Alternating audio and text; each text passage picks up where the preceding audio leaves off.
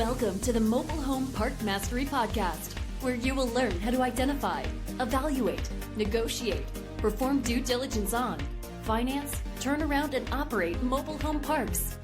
And now, here is your host, the fifth largest mobile home park owner in the United States, Frank Rolfe. The future. Does that term make you think of Star Trek, the Jetsons, or a single wide? Yes, there is a future to the mobile home product. We're going to discuss what is that future and what will the impact be of the future of the product we know as the mobile home. First, let's talk for a moment about people who saw the future even 50 years ago. Frank Lloyd Wright, he designed a mobile home called the Houstonian Americana. In fact, it travels the country periodically from museum to museum. Raymond Lowery, the number one industrial designer in American history, also designed a mobile home about 50 years ago. But sadly, neither of these two great designers' product ever went into production. But they did see the future, and to them the future was producing a product that did not look like a conventional home. Now, if you've gone to the mobile home shows over the last several years, whether you go to Louisville or Tunica, you've probably noticed that the interiors of mobile homes have become very, very advanced. When I look back on mobile homes that I walked in 20 years ago, straight off the factory floor, they are so pathetic compared to the modern ones, it's scary. How did they get the interiors so good? Well, I think a large part of it was Warren Buffett's purchase of Clayton's homes. Buffett brought with him, obviously, a lot of capital, a lot of expertise in management, and somehow they were able to attract some of the best designers in the U.S. coming out of single-family and multifamily and apply their abilities to the redesign of the standard mobile home interior. And when you go to the mobile home shows and you go to the Clayton booth, you're just blown away with how good things are. You go in some of those homes that are produced today by plants like the Wakarusa plant up in Indiana, and you say, my gosh, this looks just as good as any Class A apartment that I've ever seen. And you're exactly correct. In fact, it looks identical to those Class A apartments, and it looks very similar to a lot of the single-family new product that people are building. So they've really got the interiors down well. I don't really see much needed as far as the interiors of the mobile home going forward. And frankly, not exactly sure what you could do to improve on the interior. Now, there are some things to the interior that, yes, you could do a little better. And typically that would be in the realm of windows. However, they're trying to work on that. They're trying to come up with windows that are more appealing. They don't look just like somebody punched some rectangles in the wall and put a couple pieces of glass in it. I know that Clayton has looked at putting some horizontal windows kind of at the top of the ceiling line, which are kind of interesting looking. And really all manufacturers are starting to work on new designs to make the windows look more, finished. Valances, draperies, boxes, things on the windows. So really the windows are one area that, you could probably do a little better. But other than the windows, when you're on the inside of a mobile home, I think most people today on the new models are simply blown away. I show photos periodically to people who didn't go to the show, lenders and other folks, and they always say, oh my gosh, I can't believe how good the interiors are. But then you show them the outside of the homes, they're no longer blown away. I think the future of the MH product is going to be much better exterior design. I think that is the weak spot of the industry. I think if you ask any 10 people, what could our industry do better as far as the mobile home product, they're pretty much all going to say it's the exteriors. Not that the exterior is terrible. The advent of the shingled roof, vinyl-sided home definitely made it look more finished, more professional, more home-like. But the problem is, it's very plain Jane. It's very boring. It's not really a turn-on. It does not look like it's come very far, to be quite honest with you. When you look at homes from the 1980s, the late 80s, where they first started bringing out those pitched roofs, given that they were metal on metal, they still kind of sort of look like the new homes on the exterior. So what can we do? How can we make the exterior seem more modern, more upbeat, more attractive, more desirable. I think what you're going to see is a lot of things coming from the tiny home movement that will ultimately be blended into the mobile home product. What am I talking about? Well, look at your typical tiny home and what do you see that's different or compelling? And you'll see it tries to look nothing like a traditional home. There's no pitched roof. There's no little plain Jane windows and things that you see at the shows with the new standard homes. It gives it a little difference, a little more creativity. So how do you do that? How do you take and put the tiny home movement lessons learned onto mobile homes? Well, I think you're already starting to see that. When you go to the shows, typically at the back of the pavilion of whatever manufacturer it is a tiny home or two. Yes, they do make standard industry-created tiny homes. Some people know these by the name of park model because that's who they were originally designed for. They were designed for the RV industry, typically as kind of a hotel by-the-night alternative to an RV. However, those little tiny homes yield some pretty big ideas because those RV owners and the people who buy recreational vehicles are a little pickier about design, perhaps, than a lot of your mobile home shoppers. In fact, if you go over and look inside recreational vehicles at your typical RV lot in anywhere in America, you'll see that their designs have actually gotten a little more advanced even perhaps than the mobile home park sector.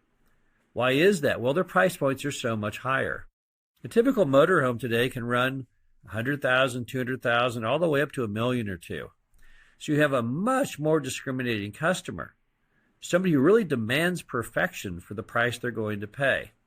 And those are the breeding grounds of great design. When you're trying to sell a $1 million motorhome, you better knock it out of the park as far as making something that people really, really want to own, that they're proud to own. And that's why I think you're going to see so many new, fresh, and great ideas coming from these very shows you see on HGTV, Tiny Home Nation. All of these tiny home productions are really going to be where all these great ideas come from. Those are going to be the little grain of sand that makes the pearl in the oyster.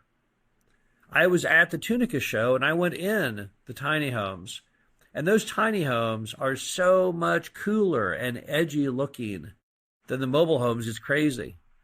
And you look at the two products and you say, well, why don't they put some of those ideas into the mobile homes? I think the problem right now is fear of the unknown. They don't know how people would respond to a product that doesn't look like it has for the last 50 years. Clayton, under Warren Buffett, built a couple of home models people do not know about. One was called the iHome, one was called the eHome. Energy efficient, kind of edgy looking. I really liked the way they looked, but they didn't sell.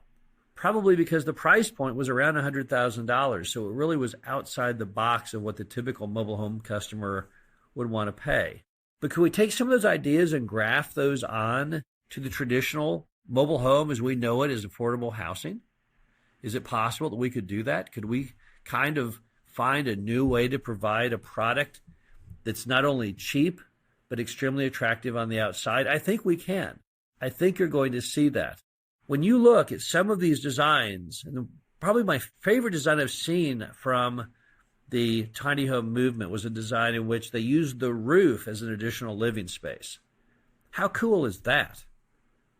They have stairs on the outside of the home with a handrail, and you go up the stairs, and on the top of the home, you've got this patio. That's so neat. You know consumers would love that.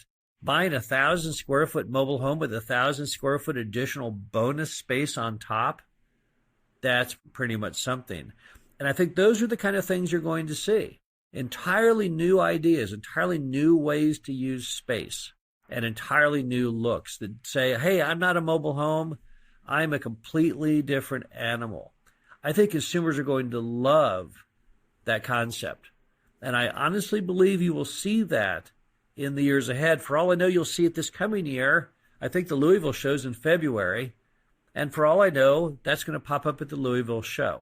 If you can make the exteriors look as good as the interiors, the future of the product is pretty much limitless. You've got all these neat initiatives going on right now in the government, which we're going to talk about, all the duty to serve initiatives and things like that. But there's another group out there that isn't really part of duty to serve, and that's a little more upscale customer base that could be attracted to the industry if they could just make the homes look a little more exciting for the consumer.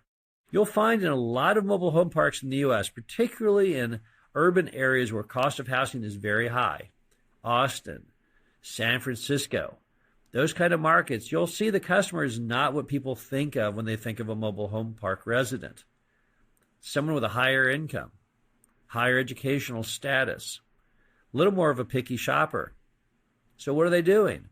Well, they love the concept of micro living, of having a yard and having a sense of community. And what's holding them back from living like that is probably just the stigma. You see, they don't really want to live in a mobile home. They want to live in something new. They don't want their friends to say, oh, you live in a mobile home. Oh, I guess that's okay. They want to be proud. They want to be completely different. And I think that's the future of the product is you're going to start seeing exteriors that are different, that shout, hey, I'm new, I'm special, and not try and look like a shoebox with some windows cut in it and a slightly pitched roof. So I think you're going to be seeing an entirely different product in the years ahead. And here's what's great about that. When you build out that new product, whatever it is, personally, I think it'll come from Clayton, but it might come from a different builder.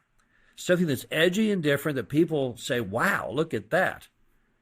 Kind of like when they brought out the Mustang in 1965 and people said, whoa, you can make a car look like that? Holy smokes, I want to buy one of those. And they sold 1 million units in a year. The same thing will happen with mobile homes. And people will say, gosh, that's really cool. And people will start lining up to buy them, kind of like the Tesla, only without the electric engine in it. And you'll get a better quality of customer, a customer that was never really in the affordable housing arena, but is in the micro housing arena and loves the basic contact. Remember that Tony Tsai, the founder of Zappos, lives in a mobile home park out in Las Vegas. It's called Airstream. The Airstream Park is the name of it. About half the units in Tony's park are Airstream trailers, hence the name, but the other half are micro homes. Tony lives there because he loves the camaraderie of his neighbors. Prior to that, with a net worth of $800 million, he'd kind of set himself aside from the public, living in a high-rise there in downtown Las Vegas. But he felt apparently very lonely, and he wanted a sense of sharing his existence with other people.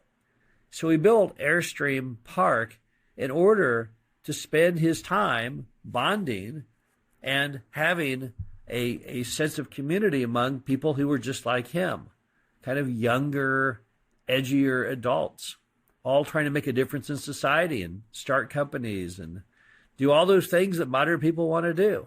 And, of course, not that different from what all of us did 20, 30, 40 years ago.